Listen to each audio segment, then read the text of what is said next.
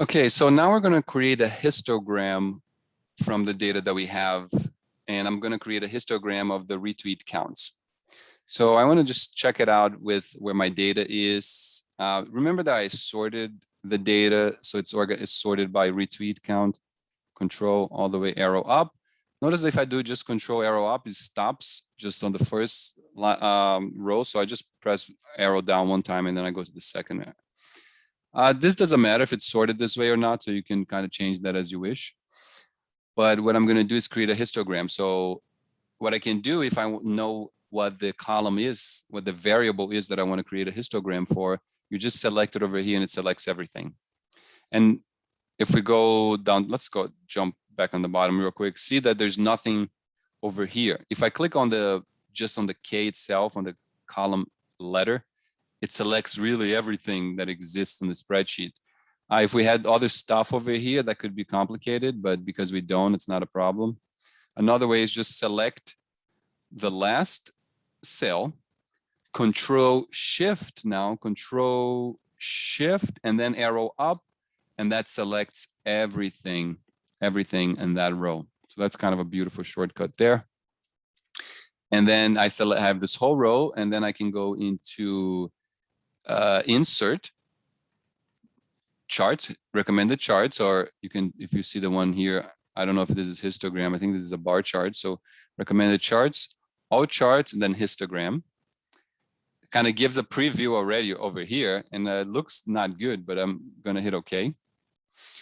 And it doesn't look good because you can barely see anything. I see like a blue line over here. And also notice how I created this chart on the data sheet. That's okay for now, but I do want to kind of remove this from the data sheet, as I mentioned before.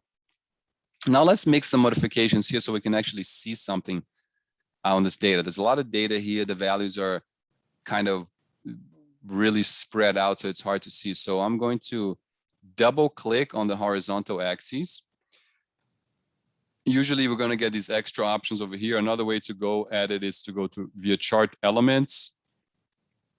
Or sometimes the style can lead us there. I like to just go there through double clicking the kind of feature that you're interested in. And what we need to do to make the histogram work is usually play around with the bin width. So the bin width is the like range of values that we're going to put it within a bin or that bar. So I think a good one would be, let's try like 10. And then naturally the number of bins are going to be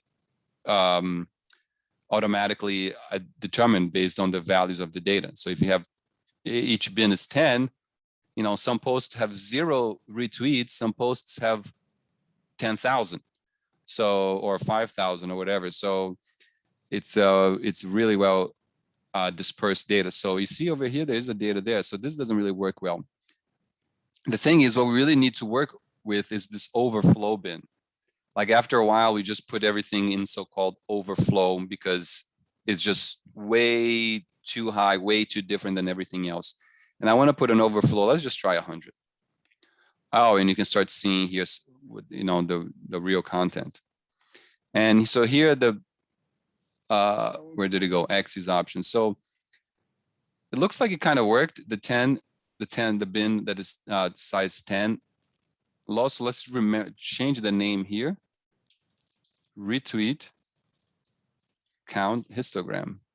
And because this is a histogram, we don't really need labels, that many labels. So for example, we know if this is a histogram, we know that on the left is the frequency, and on that is the y-axis, the frequency, and the x-axis, it's the values that are measuring. The values that we're measuring is retweet count, and then the frequency is this here. So a little, quite a bit over 25,000 posts. This is, once again, this data is tweets or posts.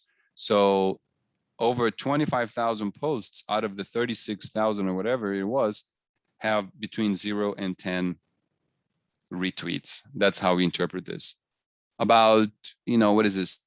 20, oh, it says right here actually. So if you hover over, it's kind of nice value 3258, meaning there's 3,258 posts that have likes between 10 and 20.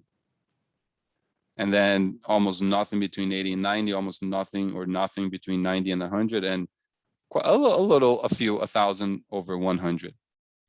So actually what I'm going to do is I'm going to select this graph, not inside the graph. Like, notice how we can select different components. I'm not going to select just the components. I want to select the whole graph, and I'm going to Control X. Control X is a cut. Remove from here. I'm going to go to the intro sheet, and I'm going to Control V, and it pastes there. Kind of make it a little bit smaller. It's so big because of my view here is so large.